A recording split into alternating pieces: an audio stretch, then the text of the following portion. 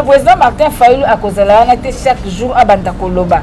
Parce que on y a sur les asiko et salema. Est-ce qu'il y a sikezali? Et ça Makambo y attend que aigle a dénoncé. Pourquoi tu lances qui journée à génocide congolais? C'est parce que il y a ce projet macabre à balkanisation. C'est parce que les Congolais Koufi et le 2 août des guerres et agressions et bandaki, nous aussi en tant que peuple, nous avons notre devoir. Nous devons aussi nous prendre en charge. Nous devons aussi que la Molongo Mobimbake, nous ne sommes pas mis pour l'esclavage, mais nous sommes mis pour recouvrir notre souveraineté. Ça, c'est une trahison pour la mémoire collective. Il fallait que le président Martin Fayulu que noter le tarmac, alors Kagame ne descend pas. Non, le peuple congolais, tant qu'on a déroulé tapis rouge, quelle a été la réaction du peuple? On ne peut pas tout mettre sur le dos du président élu. Lui, il fait sa part. Assis à lobby à Zoloba. Mais que faisons-nous, nous, en tant que peuple congolais? Qui va appliquer l'article 64? C'est nous, peuple congolais. Non. Est-ce qu'il y a du nouveau là-bas? Il n'y a pas du nouveau. Nous avons toujours dit que c'est la continuité du système Kabila. On a volé, pendant Kabila. On continue à voler aujourd'hui. L'affaire ténébreuse Wana Nyonso. C'est copie conforme. Aujourd'hui, nous sommes dans le régime Oyo. C'est la même chose. Attention à la diversion. Parce qu'il y a des sujets pour distraire le peuple. Dans l'entretien, que nos pères spirituels disent que suspendre participation à Bango, na ba confession religieuse. Commentaire nous avons commencé ce combat, nous allons terminer. Rappelez-vous, quand le cardinal avait dit que du mal peut sortir les biens, est-ce que nous avons baissé les bras? Nous avons continué la lutte et après il a compris que jamais la carte a mal bien et Kobima. Quand le cardinal nous avait dit à l'objet, nous devons tourner la page. Est-ce que nous avons baissé les bras? Ils ont leur philosophie et leur façon de voir les choses. Nous, nous sommes politiques. Des gauchos, les extrémistes.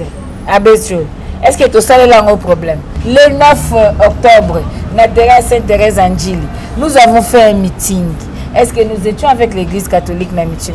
La marche le 16 octobre. Tobandi Lemba, Kianzati, Tokyo, na première rue. Est-ce que nous étions avec Milapro et KCC? Non. Et j'annonce déjà à la population congolaise que pour bientôt le président élu va s'adresser à la nation. Il ne faut pas qu'on s'arrête à coup.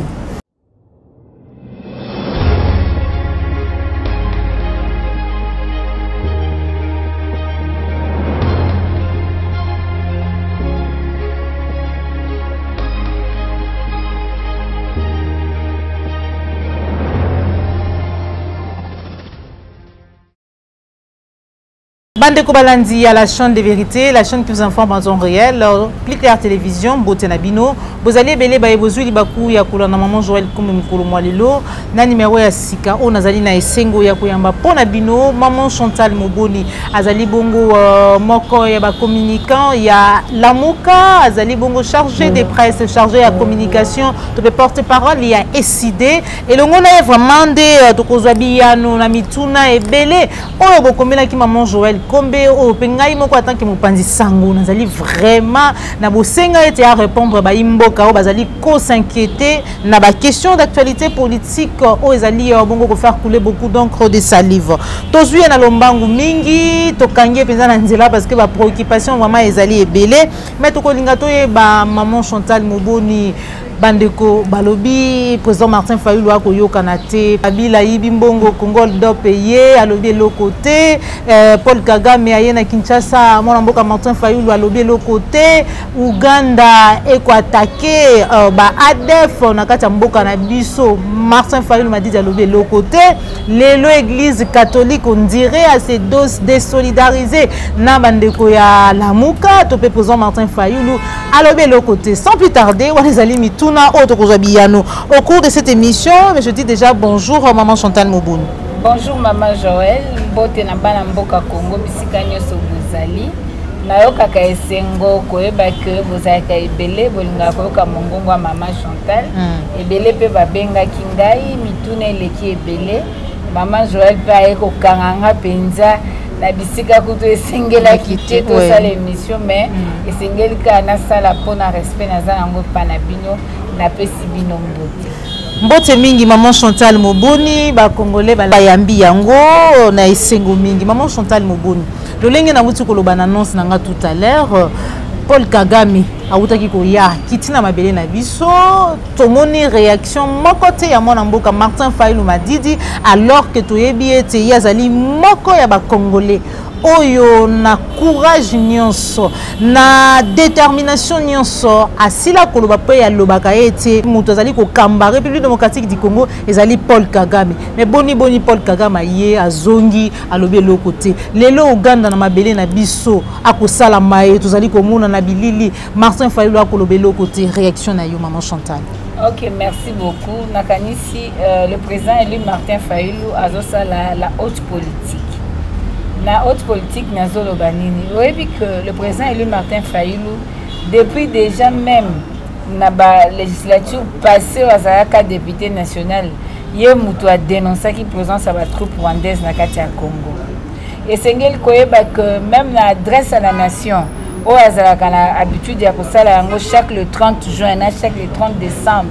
À tel biso boni influence ya Kigali ezali na kati ya mboka Congo et plus précisément na régime oyo ezali ko mema Congo lelo na ba contexte nyoso biso tozo vivre. Ndeko Martin Fayulu ezali bobele ye na ndeko Denis Mukwege prix Nobel de la paix bato ba ko telema pe ba telemi pe balobaka butu na moi Maïmatali rapport Mamping, Maïmatali tribunal pénal international. Nakanisi Tolanda qui président Martin Fayulu na Sénat américain, na Sénat français. O atalisa qui projet macabre ya balkanisation ya mboka Congo. Atalisa qui pe atanga ki ba kombo ya bato kili o bazali kokota na kati ya projet na pona koluka kobebisa mboka Congo. Bande kolanga esengeli te to salaka ba politique na sensation esengeli te to sala yango na sentiment ou bien esengeli te to président Martin Fayulu lokola opposant républicain non président Martin Fayulu azali le choix du peuple congolais et puis toza lelo ba résistant tozali ko résister na bato bazi pouvoir à peuple na makasi président élu Martin Fayulu a dit peuple congolais esengeli à se prendre en charge. Le président Martin Fayulu a tel ici peuple congolais. Article 64 ezali na kati ya mobeko likonzi. Et sengeli ko faire échec na baeban so ba ko telema pona ko luka ko zamplifier peuple na makasi. À l'action peuple congolais nzela. Mais il y a aussi la part du peuple congolais. Donc le président Martin Fayulu a kozala na te chaque jour abanda koloba parce que o nyoso eza siko ezo salema. Est-ce qu'il y a sikezali? Eza makambo yi attend que aigle a dénoncé. Bande ko amoni silence na yo on dirait silence complice. Il n'est pas silencieux parce que asi à loba. Bino bolingi kaka ba médias internationaux ceux qui lobby de bo considérer. Bolingi ke batu mususu ceux qui ba lobby bo considérer. Mais lui a déjà dit ça. Le 30 décembre 2019 à Lobela Kiango on adresse à la nation. Le 30 juin 2020 à Lobela Kiango on adresse à la nation. Et puis aujourd'hui le 2 août, le 30 juin 2020 a instauré qui même que le 2 août est à la journée à génocide congolais. Et puis peuple congolais molongo mobimba a respecté la journée voilà. Pourquoi tu lances qui journée à génocide congolais?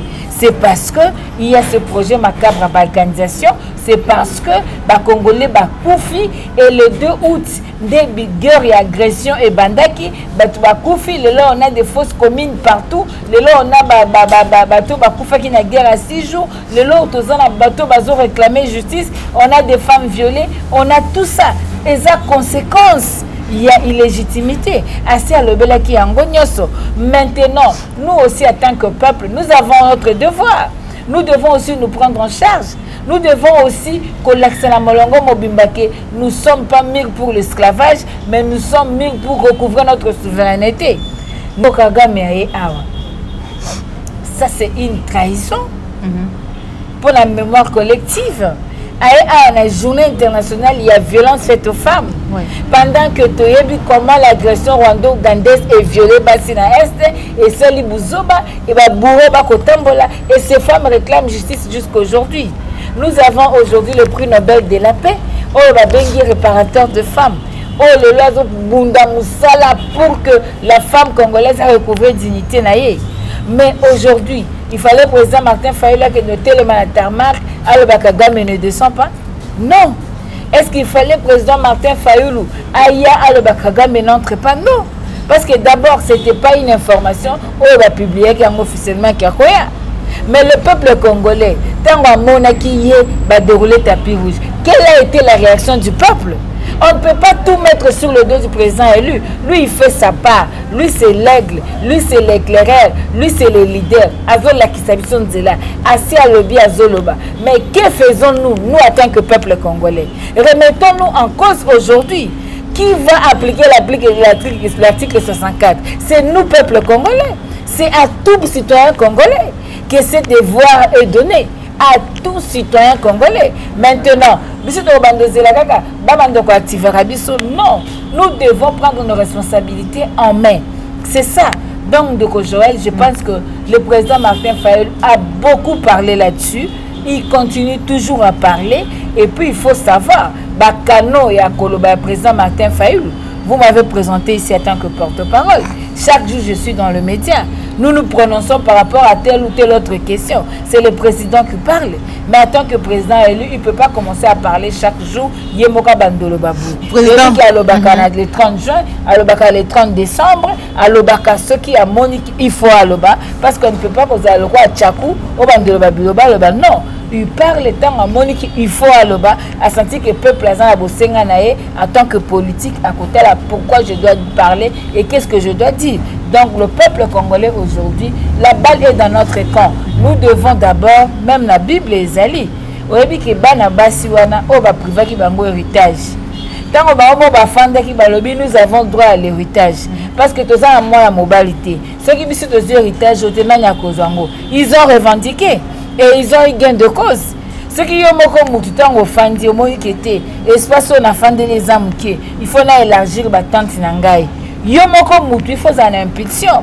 Même Jésus, azote, amoni ki batu ba yokinzala. Mais lui, pendant biso, Jésus a multiplié. Et où est dans le peuple? Donc, nous, peuple congolais, nous avons aussi notre part de responsabilité.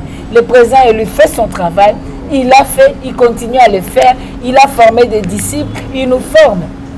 Biso, population congolaise, nous devons aussi que nous sommes déjà un peuple autolingi, parce que la souveraineté n'a pas sauté. Je crois qu'il n'est pas mieux en ces dossiers parce que c'est son cheval de bataille abondera toujours pour la souveraineté du peuple et pour la dignité du peuple. Likambouya Congo Hold Up, maman Chantal Moubouni, c'est vrai, l'autre fois même dans le bail qui était la bouche autorisée, et ceux qui parfois toko yoka yo, tu es à travers yo, toyoka ka président Eli Martin Fayulu. Likambouya Congo Hold Up, apparemment puis le bail qui est l'autre côté, et belé aba tout monde yango, on a banzila Twitter, réseaux sociaux quoi kize babi que nous a gardé silence on dit mutako côté là Kimoyibi il y a Joseph Kabila Lulenge baïwana ba koloba matali détournement.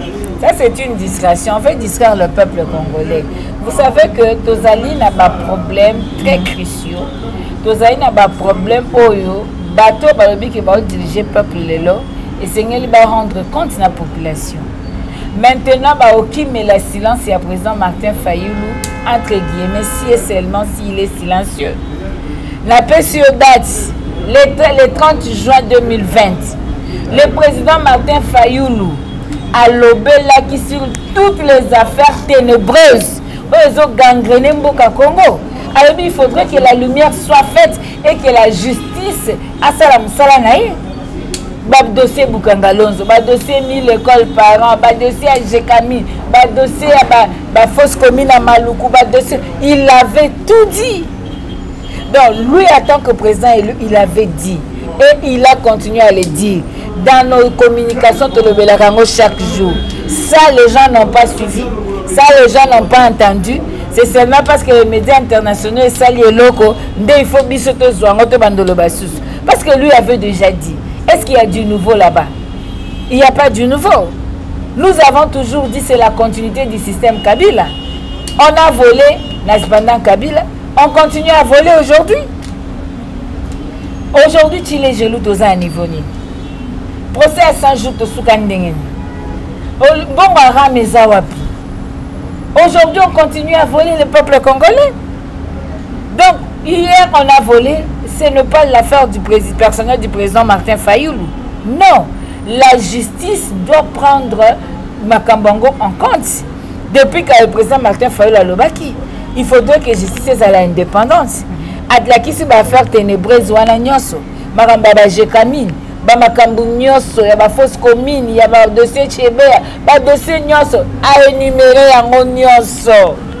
Mais pourquoi justice et se saisissait qui n'en goûte? Parce que Ndoro Félix Abaki, je ne veux pas finir dans le passé. Et aujourd'hui, Babimi se rapport na bango. Que la justice a sa moussana. Qu'est-ce que nous avons à dire dans Makamboto suite au Lobaki? Peut-être continuer à Koloba. Et puis nous disons c'est copie conforme. Comment? Copie conforme. Là, on est en copie conforme, maman. Le système Kabila, to condamné Kiango, aujourd'hui, nous sommes dans le régime Oyo. C'est la même chose. Tout le monde a eu corruption, nous voyons la corruption. Tout le monde a eu privation, il y a exercice, il y a droit et liberté des citoyens. Aujourd'hui, M. Luc Malembe, Naïtouri, notre porte-parole, Aza Ozare, pourquoi? Parce qu'il a mettre un point de vue par rapport au bilan interne de siège. Sous Kabila, c'était ça. Aujourd'hui, c'est ça. De changer le langage, nous sommes cohérents. Nous avons condamné le système Kabila. Nous avons fait Nyoso et le peuple congolais. C'est pourquoi même le 30 décembre 2018, le peuple a déboulonné Kibango. Mais aujourd'hui, c'est une copie conforme à l'original. Tout ce qu'on a déploré hier, il y a ça les malélo. Mais justice, c'est l'année. Maintenant que vous voulez que l'Ongola lobby, Maman Chantal, président Martin Fayoulou a lobati. Pendant qu'il y a Lobaki. Mais tu as agent la Bango, il y a une direction générale. À lobby, Bolandiété. À lobby, ni. Mais pourquoi en ce moment, d'abord ici, Tozali na problème mouné na Est, nous allons à PEP, Tozala Makambo, accord de la violation de loi, Tozala Makambo, pays est comme désacralisé. Balingi batia biso tanto bandako discuter sur Makambo ezana attribution à la justice. Mais la justice doit se saisir du dossier, même en silence. La justice doit enquêter, à établir la responsabilité. C'est ça le problème. On doit faire la part des choses. Voilà. Le président Martin Fayoulou est politique. À ça, la discours, on a eu à 6 minutes. Alors, il n'a bichou.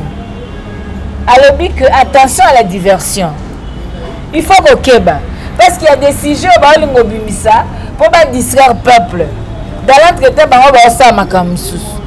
alors, en tant que politique, quel dossier il faut natia maboko, quel dossier il ne faut pas natia maboko. Parce qu'il y a des dossiers Oyo et salami uniquement pour la diversion. Et il y a des dossiers où ils sont sérieux. Il y a des dossiers où lui, il a beaucoup d'informations plus que Batunias. Oh, Moussou, quand ça y a Zolobati. Avec des dossiers, on va pas simbisa batutouche. Dossiers, on va distraire le peuple congolais. Dossiers, il y a la réalité.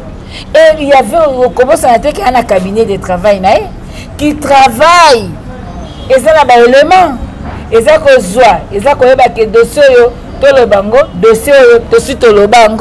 dossier, dossier, le problème aujourd'hui, c'est quoi? Le problème aujourd'hui, si nous vivons tout ce que nous vivons là, c'est parce qu'il y a l'illégitimité. Le problème aujourd'hui, c'est d'avoir une bonne CENI. Et surtout qu'il y a des cas. Avec confirmer Bisso, porte-parole à Papa Etienne, DIRCAP à Papa Etienne Tshisekedi, membre à UDPS, cadre, avec confirmer Bisso, avec Ndeko Kadima, non seulement à appartenir à un clan, et Tshisekedi, mais il est membre de l'UDPS, Afrique du Sud. Voilà. Maman Chantal Moboni, tu es vraiment dans l'Ombango. Pour finir, Mikolote Kolekatomoni, président de la République, donc émissaire Naye et pas à cardinal Ambongo. Après, tout le monde n'est pas à Bokundoa. Mais Souka Souka, tu es comme on a président de la République à Yambi Baï 5 ans. Ensuite, bah, ça dit déclaration, bah, lobby était, bah, c'est désolidarisé, na kati ya plateforme, tout ça, bah, longo na kati ya plateforme ya ba confession religieuse. Maman Chantal Moboni, bo yambi yango ndengeni. Ok, merci Ndeko. Libosona, il faut féliciter le peuple congolais parce que à la kisi que Aza capable ya ko bunda pona mboka nae malgré encore beaucoup plus d'énergie, mais andimi d'aller même au sacrifice suprême. Nazo kanisa à travers remerciement oyo de Godavin Kalala, nazo kanisa de Fao Palou, coupé ba mosusu o ba kufi soit bazi ba torture dans l'ombre, nazo kanisa de Ronanga Serge Jouelo a betami lokola nyama pour avoir exercé un droit constitutionnel. Donc tout ça d'abord on a remercié bango. Nous devons savoir ceci. Les blocs patriotiques, le 19 octobre 2021, le président élu a lancé un appel solennel à tous citoyens congolais pour que de constituer un bloc patriotique pour faire échec à la dictature fasciste. Et ce bloc patriotique n'avait pour mission que mener des actions sur le terrain pour que le régime ou la dictature Nassima to respecter les droits élémentaires et le peuple congolais. C'est ce qu'il faut d'abord préciser.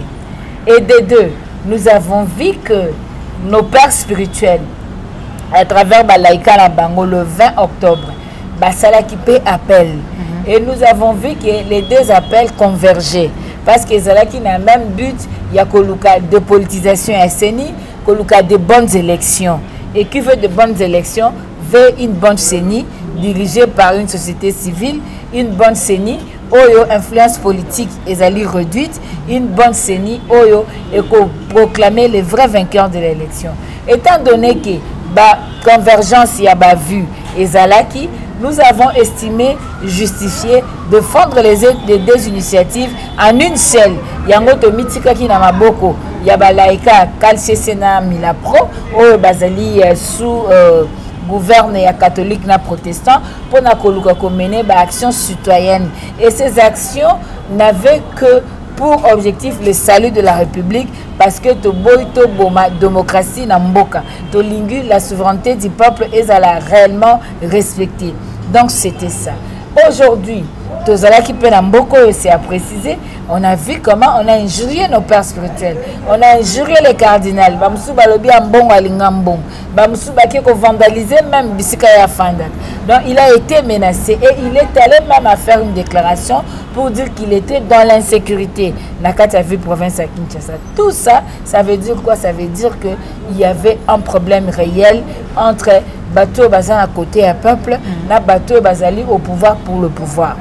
Alors aujourd'hui, moi je félicite le bloc patriotique. Pourquoi? Grâce aux actions à bloc patriotique, Bandekonabiso a eu de pèse, Bakir aussi a pardonné par la père spirituel. Grâce à l'action à bloc patriotique, Ndoko Félix a baka koyamba bangote. Alobi makambo na tikeli ba confession religieuse. Alobaka mona micro ya Ndoko Nabino Maïrus. Alobi ayamba bangote. Mettons ayambi bango, c'est parce que ba sentir chaleur, ba sentir pression. Batali balobi total la histoire. Tant que en 2017, to bundaki na septembre moko to bala non na 3e mandat Kabila. Église catholique et à force. Tobi combat cardinal Malula Bunda. Tobi combat cardinal Mosongo Bunda. Tobi combat marche ya ba chrétien na février ndenge eleka mboka oyo. Donc toko sakana na bangote. Pression yoko ezoya boy. Te tozonga sim. Toke senga papa na biso pardon. Baki ko se réconcilier na papa molimo. Ezali malamu. C'est vraiment te bete la bango maboko. Pourquoi? Parce que bloc patriotique était ibango. Bazongi sima. Parce que les rétropédalages. Ça c'est vraiment un actif à bloc patriotique. Mais aujourd'hui, que nos pères spirituels disent que suspendre participation à bango na ba confession religieuse, biso to moni na biso commentaire biso to ko chatter parce que nazali na déclaration na bango awa bango moko balobi bien balobi ils ont constaté que au sein de confession religieuse ezali na ba divergence ya makasi sur ba valeur ya éthique ba mo ke ba différence eza makasi entre ba valeur ya ba éthique entre bango ba confession religieuse nde ba décider ko suspendre ni pas paragraphe ngo za mobimo ba décider ko suspendre participation ba confession religieuse ba la qui c'est pourquoi ba suspendre ba lobi ba na divergence ya ba valeur éthique yango ba sa nini ba suspendre présence na ba. Donc ils sont libres et ne sont pas de politique, ils sont de religieux. Et en tant que religieux, bazali bato tozora bango lokola ba dernier rempart ya moralité. Bon tango bango ba moni il y a l'immoralité quelque part. Tango bango ba moni que c'est plutôt un candidat du chef au lieu d'être société civile. Tango bango ba moni que c'est plutôt un membre de l'UDPS conformément à Ndogomole Kanenga Lobaki. Ndemutu ba na seni. Alors bango bazaki n'a besoin, il y a au-delà de la technicité, besoin un homme capable, un homme exceptionnel capable de proclamer le vrai vainqueur des élections. Yango bango balobi ba se retirer. Là nous on n'a aucun commentaire à faire. Biso de hauteur bango ka kimia. Mais la ngina sera peuple congolais azala na kimia na enyoso parce que nous avons commencé ce combat, nous allons terminer. Rappelez-vous quand le cardinal avait dit que du mal peut sortir le bien. Est-ce que nous avons baissé les bras? Nous avons continué la lutte et après il a compris que jamais la carte a mal bien et Kobima. Quand le cardinal nous avait dit à l'objet, nous devons tourner la page. Est-ce que nous avons baissé les bras? Nous sommes allés. Nous avons continué. Après qu'on s'est querellé, qu'on évolué. Non, il n'y a pas de problème. Ils sont de religieux. Ils ont leur philosophie et leur façon de voir les choses. Nous sommes politiques. Mais ce que vous avez oublié, ils ont encouragé le laïc catholique. Il y a qu'à exercer la responsabilité citoyenne Nabango, de continuer à exercer la responsabilité citoyenne. Mais apparemment, quelque part, maman Chantal, on dirait Tindiki, Tchekal, Nenge, Congolais, Balobaka, Kino, Balobaka, parce que quelque part, propos, Topé, Malobara, Bango, Ezali, Kola, Kisaete, Bazali, Lokola, Batumoko, après beaucoup de Nabango, Namokamba, Mboka, il y a des choses, où Lobama, qui n'a Sewana, et du coup, moyen vraiment, c'est désolidariser tout le peuple congolais et tout. Bango biso bandaki to tiki yango basali ba déclaration mususu voilà ba encourager koto balobi boy est-ce que nangambo ya lamuka boko bangati le peuple se libère. Un peuple doit se libérer. Vous ne devez pas demander à un religieux d'avoir un langage politique. Il n'est pas politicien. Non, pas sur exemple. Négocier les benga biso extrémistes. Est-ce que tout ça est là un problème? On a compris. Mais ça ne nous a pas empêché de continuer la lutte Nabiso. Mais aujourd'hui, ceux qui bango balobi que encourager le peuple, ndengo lobi ceux qui stratégiquement, il n'y a pas de problème parce que le peuple se prend en charge, le peuple se bat et le peuple est sur le terrain. Vous aujourd'hui le 9 octobre, Natera Sainte-Thérèse Angili, nous avons fait un meeting. Est-ce que nous étions avec l'église catholique na meeting? Nous avons fait la marche le 16 octobre. Tobandi Lemba, Kianzati, Palais du Peuple. J'étais dans la première rue. Est-ce que nous étions avec Milapro et KCC? Non.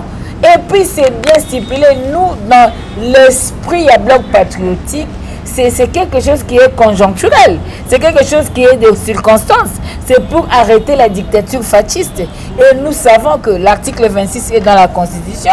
L'article 64 est dans la Constitution et nous continuons à mener des actions. Des actions, apparemment, action Mikolo, à part l'action et à Bandeko KCC na Milapro, binomoko bozali ko préparer l'action nyonso, action nini parce que le longo autour bango bazali na langage, bango pe bazali bayi politique ité mais kasi bino bozali politique et tumana bango na oya bino ekokokana to ekokokana penza te nini lamuka Mikolo ezali ko préparer parce que apparemment tout le monde était bandeko wana on dit balalisi bino pongi na baction na bango bien que balanga de changer le 16 octobre biso zaki na marche to uti ko sala ba sit-in hour action ezaka marche te toza na média to lobeza action et j'annonce déjà à la population congolaise que pour bientôt le président élu va s'adresser à la nation pour bientôt à Zoloba.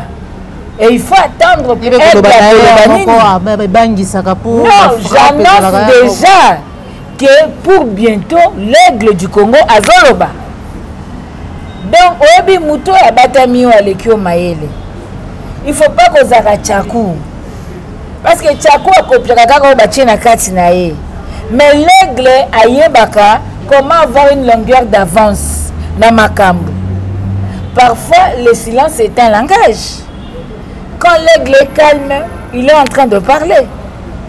Pour dire au peuple congolais Boé que nous avons un agenda, nous avons des actions, nous continuons la lutte, nous continuons le combat et nous avons des réunions, même dans le cadre bloc patriotique, il y a Milapro, nous continuons de réunions, nous sommes en train de programmer aussi l'actions à venir, mais dans le cadre de la MOUCA aussi, nous, parce que nous avons notre autonomie de travail, et n'oubliez pas que le coordonnateur de la MOUCA, c'est le président élu, nous avons des actions que nous sommes en train de profiner la Mikolo Zoya, et je vous dis déjà que l'aigle va bientôt parler.